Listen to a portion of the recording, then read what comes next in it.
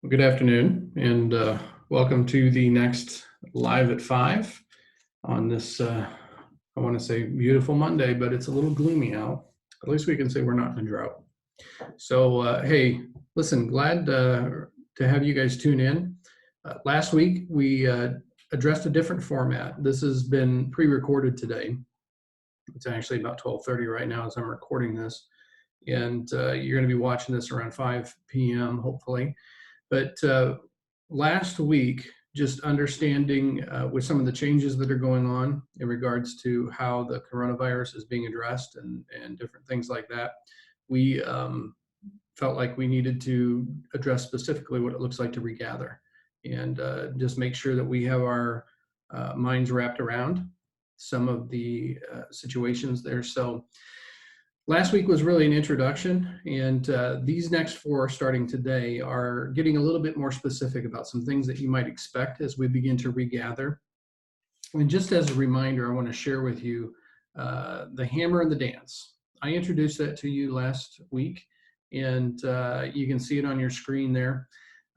Ultimately, this graph represents the approach that was taken when the coronavirus cases began to emerge, and you can see some things there. But if you follow the green line specifically, the green line was the hammer at that 3 to 7 weeks mark. Today to 3 to 7 weeks was the hammer, and that was the reality of when our lives all changed.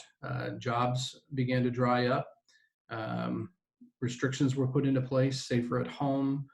States began shutting down. Quarantine began to happen. All of that stuff to arrest essentially the spread of COVID-19. And then we are now on the backside of that curve, right about where those words, the hammer, are. So the hammer was dropped. I believe it did probably what it was supposed to do, and now we're on this downward swing. And in the process of that, states are opening up, economy is opening up, different organizations, different businesses, everything are having to make decisions now based on the information at hand for how to move forward. And we're in that camp as a church. And so the reality that we're going to be addressing in these four sessions really is what comes after the hammer, which is the dance. So you know as well as I do that it's not just as simple as throwing the doors open this weekend and saying we're back together. The reality is that we're moving into a time period where going back to what it was before all of this happened is just not reality. There is a dance that we're going to have to participate in. And our challenge now is to learn how to dance. I did not grow up in the Nazarene church. The Nazarene church has a little bit of a history of mixed thoughts about dancing. And I figured out not long after I became a member of the Church of the Nazarene why Nazarenes struggled with the dancing issue. And it's because y'all can't dance. And that's just the reality. So we're going to learn how to dance. And that means adopting some new practices, some temporarily, some for a duration of time. There's also some things that we've discovered in this time period too that that we had just overlooked previously that are huge opportunities for us. And we're going to address some of that. So again, just as a reminder, you can see that on your screen. Now, we need to learn how to dance as we regather. That word is really important. We are not reopening. We are regathering. The church was never closed. You only reopen if you had to close. We've never been closed. Acts chapter 8, verse 1 says this, on that day, a great persecution broke out against the church in Jerusalem, and all except the apostles were scattered throughout Judea and Samaria. Okay, so a couple things about that verse. First of all, we're not facing persecution as followers of Christ in this country. That's just not the situation here. But in a very real sense, we are scattered. That said, as you read the next few chapters in the book of Acts, you quickly find out the church was not closed. It was not shut down. It wasn't even stopped, not even close. The church thrived in that persecution. They added the most prolific follower of Jesus to its ranks immediately after that persecution, the Apostle Paul. And the gospel spread to Africa. It went to the Gentiles. It went to the fullest extent of the Roman Empire and then beyond. So all that happened while the church was closed. So the language that we use is really, really important. Really important. We aren't being persecuted. We are not closed. To the contrary, we are actually being afforded this unprecedented opportunity to put the mission of the church on full display. And you get to be a part of that. I love thinking about what it's going to look like when we gather again. I miss that. I'm sure you do too. That's why these sessions, these 4 sessions, these hammer and dance sessions are important. These are to help us prepare for what to possibly anticipate as we regather. Now, as a reminder, again, we've put out a document, all this kind of different stuff, but we're not going to be gathering in person in May. We are paying really close attention, and I would love to see us begin gathering again in June. However, I can't set a date for that just yet, and I know you understand that. We are working towards it. There's a lot of things in motion right now working towards our ability to do that, and we're going to let you know as soon as we possibly can. In the meantime, what are some things that you might anticipate? The last Live at 5, I introduced the dance, but this session, very briefly, we're going to talk about the next 1 to 3 months, essentially. I'm anticipating that we're probably going to be able to gather in person on some level, probably a limited level, sooner than later. But in the next 1 to 3 months, essentially this summer, what can we anticipate possibly? Well, we're going to be learning the rules of this new dance. There's going to be some who will choose to participate online only for a bit, and we welcome that. Of course, if you can come, please come. But like I said, one of the unforeseen results of all of this is we've realized the power of having a robust online presence, particularly on Sunday mornings. The message of the gospel of Christ has gone further than it has in the 12 years I've been here. So we are putting things in place to take advantage of that. At the same time, too, we recognize that there will be people at different stages of engagement for the next few months at least. And we wanted to make sure that we don't limit engagement only to being in person. And so we're doing a lot of work behind the scenes. We welcome people to still engage online, but if you can come, please come. There's a lot of things to consider there. Where you work, how old you are, your physical health, your family members and their vulnerability, the people you come into contact with on a regular basis. Even as recent as yesterday, I shared a prayer need that was just radically horrible in regards to some of the measures that they're having to take because of the virus and the fact that they are in a high risk issue situation. So yeah, I know we're all at different places there. So honestly, this is a good time really to remember our guidelines from the last session when it comes to regathering. Number 1, we do not regather because it's our right to gather or to make some kind of a statement about our liberties and our freedoms. We gather as it enables the fulfillment of the mission of the church. That's why we gather, okay? Number 2, we gather taking the health of the vulnerable into consideration. Any protocols in place are for that purpose, is to side and stand in solidarity with those who are vulnerable and at risk. And then finally, number 3, we do not, we will not, we cannot diminish, ridicule, or categorize anyone based upon their choice to engage or not engage gathering physically in a formal sense when needed protocols are in place. We are better than that. You are better than that. And as the Church of Jesus Christ, we just don't get to do that. So those are really the guidelines. And this is why we're ramping up this online presence, as I mentioned. For the foreseeable future, we're going to be attempting to stream our services live. It's also highly likely that many other aspects of church life will continue to utilize being online. Items like children's lessons, youth meetings, connect groups, connect courses, trainings, all kinds of different things will likely use online as a complementary tool. Bottom line is, online is here to stay.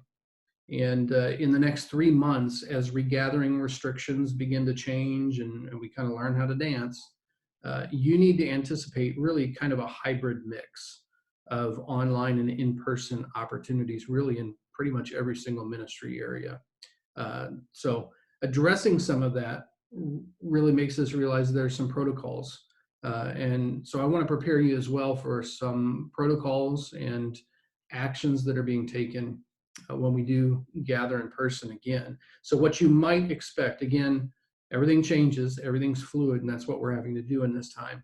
But what you might expect is this: potential of masks required, and also masks provided. If you can see behind my computer here, my wife is creating masks for any size and age group. And that way, we have those available if we need those. And if we don't, we can give them away somewhere. But the bottom line is there's a potential of masks required and masks provided. So if we deem masks as necessary, you need to know that I will be the first one to greet you on the front steps with a mask on, and I will have them available to hand out to you. And I fully understand that everybody's preferred medical authority is always the right one, and other people's medical authorities are not. However, if we deem that masks are necessary, know that we're doing it for one reason only. We are taking the health of the vulnerable into consideration. That's why we would do it. And this is why you can expect a little bit of a different setup as well in the worship area. We're blessed to have you very comfortable there, very comfortable chairs, which we will be setting up, taking social distancing into consideration. Chairs are going to be more spread out. They're going to be in clusters. Our goal is to have hand sanitizer available in strategic places. We're going to encourage people to social distance, refrain from hugs and shaking hands, all that is involved with that. We're not going to go so far as to like put X's and lanes on the carpet with tape and different things like that. But we are going to encourage you to be highly considerate of other people. We're also making plans for the offering, things like communion, to be handled differently. Those things are in the pipeline. We're going to be training different people and sanitizing high frequency surfaces before, between, and after the services. There might not be a paper bulletin. There's a lot of things that are under consideration. Some of those things will be temporary. Hopefully, handshakes and hugs and all that stuff is a very temporary situation. Some of these things, though, might be the new normal. We've really learned, I think, in the process of all of this, some really amazing opportunities that we just hadn't seen before. So one major area of change that you might notice is how ministry to children might need to be handled. We are blessed in this church to have a lot of really active children. If you've been present, you know that. And we have a thriving ministry to children. That said, kids probably aren't the best social distancers. I don't think we want them to be social distancers. So they're probably not really great at it. And, I have older boys now, but, if your kids were anything like mine, they're walking biohazards. And so at least at first, we're going to have to encourage parents and guardians to help their kids understand this new dance as well. Everybody is going to have to dance. And I anticipate the day is going to come when we can allow children to run free throughout the building as we've kind of grown accustomed to. That's one of the blessings of having the building that we do. But temporarily, we just need to recognize that every single person has to make adjustments. So speaking of adjustments and children specifically, there's also the question of children's church and kinder church and nursery and the infant courtesy room and different things like that. We're currently processing what that looks like in the short term of the next few months as we regather. You have an exceptional staff, pastoral staff who are working extensively, researching extensively, spending a lot of time in prayer, spending a lot of time in conversations, coming up with solutions to some of these issues. Nothing is going to be perfect, and we just have to acknowledge that. Nothing was perfect before. What needs to change is maybe our expectations and our idea of what it means to engage and participate. So here's the reality. We're processing what this looks like in the short term of the next few months as we regather when it comes to children's ministry. We know people, including volunteers, who are at different places of comfortability, and we're working through what that looks like. So this isn't simply just a consideration of do it or not do it. There are volunteers that we have to take into consideration. There's a lot of things to take into consideration. The most important thing to know is this: every effort is going to be made to continue to help our children know their value in the kingdom, and we'll continue to seek ways to make ministry to children through our church a priority. As is the case with everything, we all need to be flexible. We need to have an open heart to this dance that we're in. We highly value our children and want to make sure that they know this. And so we're having to think a little creatively. So these things and a whole lot of others are some of the new realities that I think that you're going to see in the next 1 to 3 months of this dance. On Friday, I'm going to share with you a little further out what I envision things to be like 3 to 6 months out as we enter into the fall and the winter. We're going to, how we'll be doing in this dance and our new normal. What is that going to look like? I think we're going to be thriving, actually. I think this is setting things up for us to really aggressively pursue, again, the mission and vision that we've already had as a church, and allow us to refine that even and focus even more. I think we're going to be thriving. I look forward to sharing that with you. In the meantime, please take some of those things that I've just shared with you to heart. I am more than aware of the various opinions and thoughts about how to go about doing what we are attempting to do. Nobody has done what we're attempting to do. And there's a whole slew of churches and pastors and leaders navigating being off of the map. If there was a map, we're off it. And we're navigating uncharted territory. I believe personally that we're doing it well, and we will continue to do it well and to a level of excellency that honors God. And so that said, for perspective, I just want to give you a little perspective. I just want to share with you some prayer needs and maybe some information today. The Navajo Nation is one of the most hard hit by the virus in North America. Their reservations straddle Arizona, New Mexico, and the corner of Utah. And the source of this devastation for the Navajo Nation has actually been identified as a man who went to a basketball tournament and then came back to attend the Chilchimbito Church of the Nazarene. So there's some reality to this, of what it means to do what we're talking about doing. You have the Salem, Oregon Church of the Nazarene. As people have talked about it before, a flagship church in the Church of the Nazarene. They had a member attend a funeral in Arkansas. And when they returned to the church, within a couple of weeks, 10 people were infected. 2 of them have died of COVID-19. And last week, one of the general superintendents shared that the number of infected, I think, is around 20 at this point. And those are two from the Church of the Nazarene alone. And there are many, many more. There are currently 180 people in quarantine in California who attended a church service on Mother's Day with somebody who tested positive. There are 70 people in Sacramento, in a Sacramento church, who were diagnosed with COVID-19. There's a revival at a church in Kentucky that led to that virus being spread over 200 miles into other counties, even into a manufacturing plant. And I share those with you, and we can debate all kinds of different things about that stuff. I share those with you to help you to understand there are implications to every action and decision. Some of you are facing the reality of that right now. I mean, there's implications to deciding not to meet in person. I get that. But we're swimming through this together. And I'm confident that God is leading us, that God is directing us. I'm excited about some upcoming opportunities that we have going on. John Nelson and I right now are working on a brief men's Zoom gathering. I even field tested a couple little games and stuff like that. But be watching for that, guys, that there's a Zoom meeting coming up, and we're just going to get together, love on each other.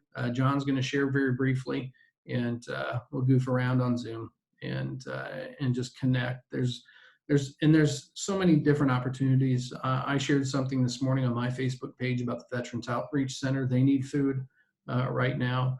The George Bray Center, the YMCA, that's feeding just a ton of children right now.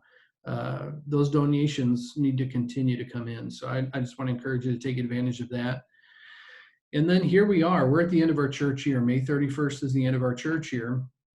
And this is different this year. Normally we'd have elections in person on a Sunday morning and stuff like that. That's not going to happen. Instead, and you'll see information, and you should have gotten some information if you're on our mailing list in the mail about elections that'll be happening on May 31st, kind of drive-by elections that I'm going to make my boys work. They don't know that yet. But we're going to be doing it in that situation. So a lot of different things coming up. Stay connected. Encourage you to just continue checking out Giving Online. You guys have done an exceptional job. We're at a decent place right now financially as a church. We're not having to pull back ministry, which is a good thing. So just want to encourage you and thank you for the way you're giving and stepping up to the plate. And hey, we're in this together. Like I said, if you need something, reach out. If you're going through something, you need to talk to somebody, reach out. We are here. The church is not closed. The church is engaged. The church is thriving. The church is moving. And I'm excited that you get to be a part of it. So that said, let me pray for you, and we'll wrap this up for today. Father, thank you for your loving grace and mercy in the midst of all of this. And I know there are people that are listening to and watching this that are dealing with job loss and health issues. They're dealing with loved ones, Father, that have this. Father, we're all of us in the midst of this, trying to swim through what it means to navigate restrictions and guidelines and lack of guidelines and lack of restrictions and what that all looks like. And it's a little overwhelming at times, Father, but we know that you're in control. So we place our trust in you. We've never known, Father, what the future holds. So, Father, what better time for us than now to put our future in your hands and trust, Father, that you know exactly what we need. You know exactly, Father, what we face, and you're with us. Thank you for your love. Draw close to your people today. It's in Jesus' name. Amen. Hey, God bless you. Thanks for spending some time with me, and love on each other. Reach out to somebody. Do whatever you can. Just continue to stay engaged, and we'll be touching base with you soon, and hopefully with some news about when we can regather. And so stay tuned. Stay tuned. All right. We'll catch you later. Thanks.